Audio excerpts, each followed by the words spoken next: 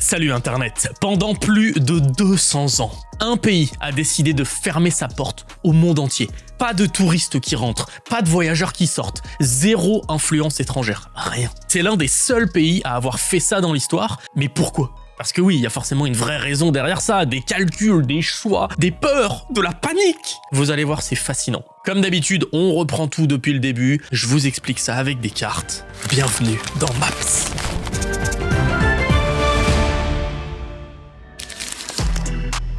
Le Japon, voilà, au cas où vous n'avez pas compris avec mon intro, la miniature, on parle du Japon et de son fameux Sakoku. C'est le nom donné à la période de fermeture.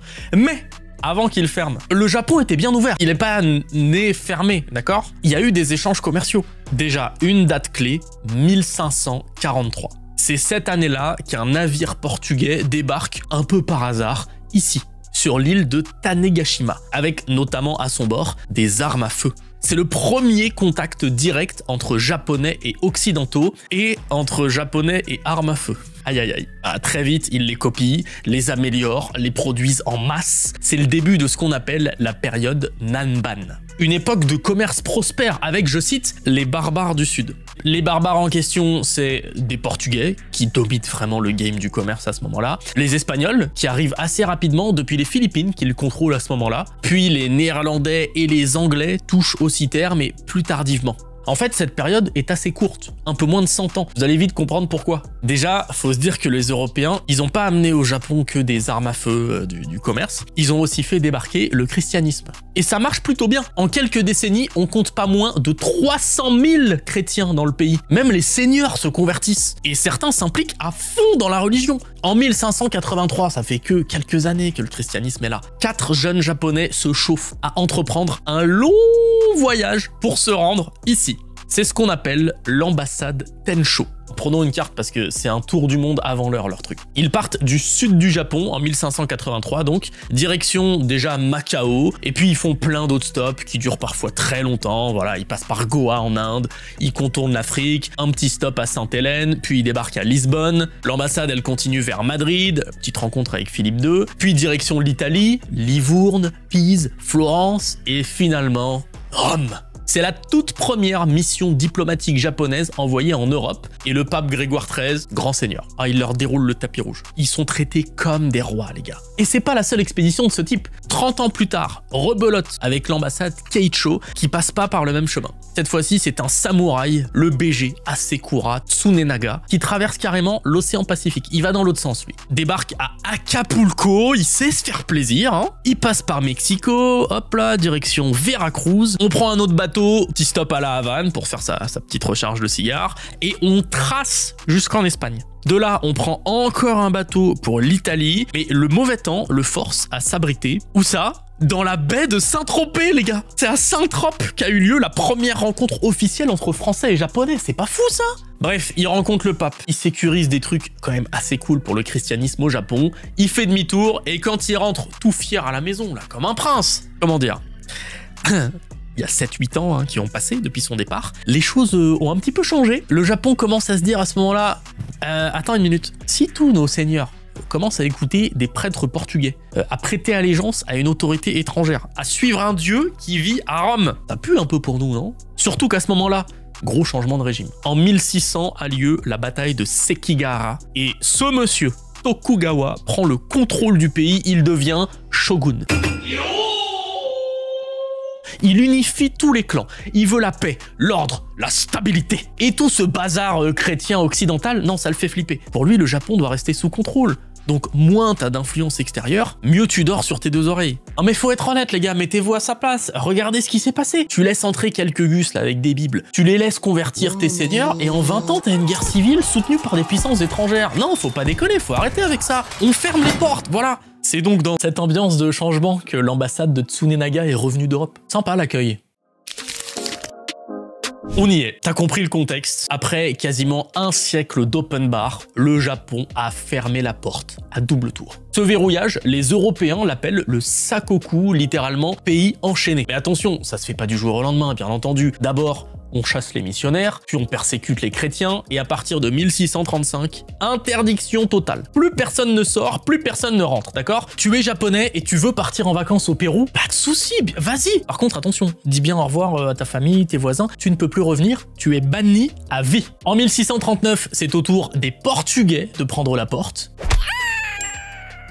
Mais attention, le Japon ne s'isole pas totalement, il filtre. C'est une espèce de pare-feu à ce moment-là. Quelques nationalités ont le droit de commercer encore, mais surtout, les Néerlandais ont le droit. Mais pas n'importe comment et n'importe où. Tenez, on va zoomer un petit peu, allons sur Nagasaki. Tu vois cet endroit-là? Bon, bah c'était pas comme ça à l'époque, tu t'en doutes. À l'époque, il y avait une île artificielle ici, nommée Dejima. Elle ressemblait à ça. Toute petite, quelques bâtiments, une seule entrée, une seule sortie, et basta. Ok pour le commerce avec les Flamands là qui veulent pas nous imposer leur religion, eux, mais attention, interdiction de quitter cette île de 12 mètres carrés. C'est plus ou moins la même situation avec les marchands chinois qui, eux, avaient accès à un autre quartier spécifique de Nagasaki. Et puis, il y a aussi eu un poil de commerce avec la Corée, avec les Ryukyu. Voilà, ça s'arrête là, rien de plus pendant 200 ans. Et faut pas se tromper. Le sakoku, c'est pas juste « j'aime pas mes voisins ». C'est une vraie stratégie politique. Le shogun veut garder le contrôle, il veut empêcher les seigneurs de guerre de devenir trop puissants grâce au commerce international et qu'ils veuillent d'un coup se retourner contre lui. Il veut aussi éviter qu'une éventuelle idéologie étrangère, au hasard le christianisme, divise le pays. Et en fin de compte, force est de constater que ça marche un peu. Pendant 2 siècles, c'est la paix. Et c'est pas l'obscurantisme pour autant. Grâce aux Néerlandais, ils s'informent sur ce qui se passe ailleurs dans le monde. Les avancées scientifiques, technologiques, etc. Et puis, ce qui devait arriver arriva, les Américains. Gros bond dans le temps, 1853, pour accueillir les États-Unis. Vous connaissez Matthew Perry? I don't know what you're talking about, man. Mais non, pas le mec de Friends, les gars, on est en 1853, soyez sérieux 2 secondes. Je vous parle de ce militaire. Regardez, il respire la bonne humeur, Matthew. Je suis fatigué, ma gueule. Matthew, en juillet 1853, il arrive dans la baie d'Edo, de Tokyo, quoi, en grande pompe, d'accord? I love China. 4 navires de guerre américains, ultra modernes, canons braqués sur la ville, avec une mission très simple, donner aux autorités locales une lettre du président américain Fillmore. Et j'anticipe, d'accord? Parce que je sais qu'il y en a certains d'entre vous qui se sont posé la même question que moi. Elle est peut-être bête, cette question. Mais quand j'ai lu cette histoire, je me suis dit, les Japonais, comment ils ont pu lire la lettre alors que ça fait 200 ans qu'ils sont isolés? Ils parlent pas anglais, les Américains, ils parlent pas japonais? C'est une vraie question, je suis désolé. Et la réponse est très simple, c'est les Néerlandais. Et oui! Il suffisait d'avoir un des Japonais qui gère les Néerlandais là sur leur île, et donc qui parle néerlandais, et un Néerlandais qui parle anglais, et c'est bon! Voilà!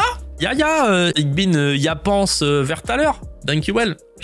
En vrai, il y avait aussi le chinois qui était utilisé comme langue tampon entre les deux. Mais bon, bref, la deuxième question importante, c'est pourquoi les Américains veulent absolument forcer le Japon à s'ouvrir? Qu'est-ce qu'ils ont à y gagner là-bas? Bon bah, d'abord et principalement, pour du business, bien sûr, je me permets de remettre une carte du monde à cet endroit-là. Leur commerce avec la Chine explose. Qui est-ce qu'il y a au milieu de cette ligne?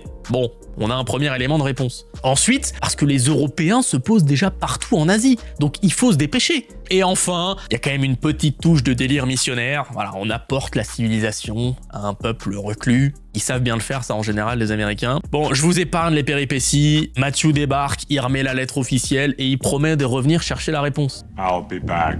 Mais rien n'est garanti à ce stade. C'est pas du tout la première délégation étrangère qui tente de rompre le sakoku. Mais il tient parole. Et il revient quelques mois plus tard, Matthew, en février 1854, avec une force encore plus importante. 8 navires de guerre cette fois-ci, toujours braqué vers la ville. Il fait clairement savoir qu'il va pas partir avant la signature d'un traité. Les négociations commencent le 8 mars et durent environ 1 mois. C'est hyper codifié, hein, voilà, c'est japonais. Il y a des échanges de cadeaux. Les Japonais font un spectacle de sumo. Pourquoi pas? Finalement, le traité de Kanagawa est signé le 31 mars 1854 dans un tout petit village de pêcheurs. À l'époque, c'est un bled pas très connu qui s'appelle Yokohama. Je sais pas si ça vous parle. Bon, quoi qu'il en soit, ça marque la fin du sakoku. Le Japon rouvre ses portes, c'est officiel, les échanges vont pouvoir reprendre, tout le monde est content, enfin presque tout le monde.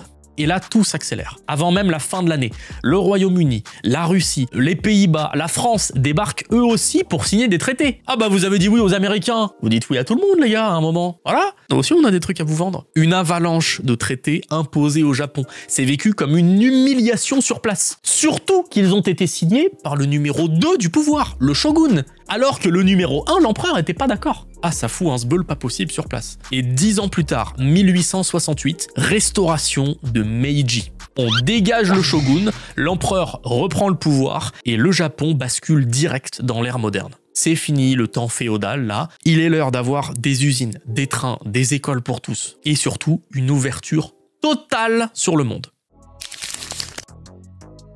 Faut vous rendre compte que c'est radical, les gars. C'est fini le Japon timide et fermé. On rigole plus, ok? On veut devenir une puissance, une vraie. Donc on va faire comme vous tous, là, les occidentaux. Comment vous appelez ça, déjà? La colonisation? Ça sonne bien, ça. Ça a l'air cool, on va faire la même chose. Et dès les années 1870, il s'empare des îles Ryukyu. Et en 1879, ça devient la préfecture d'Okinawa. Et ensuite, ça s'accélère encore plus. Guerre contre la Chine. En 1895, le Japon annexe Taïwan. Et les Taïwanais créent brièvement la République de Formose pour résister, ça va pas durer. En 1905, nouvelle guerre, cette fois contre la Russie. Le Japon récupère la péninsule du Guangdong en Mandchourie et la moitié sud de Sakhalin, qui devient la préfecture de Karafuto. Même année, la Corée devient protectorat japonais, puis carrément annexée en 1910. Et en bonus, voilà, le Japon qui rafle quelques petites colonies allemandes du Pacifique, les Mariannes, les îles Marshall, Caroline, Palaos. Bref, en 60 ans, le Japon est passé de pays hyper fermé, à vraiment développé par rapport aux autres, avec juste une petite île pour commercer, à l'un des plus gros colonisateurs asiatiques de la fin du 19e siècle. Tout simplement.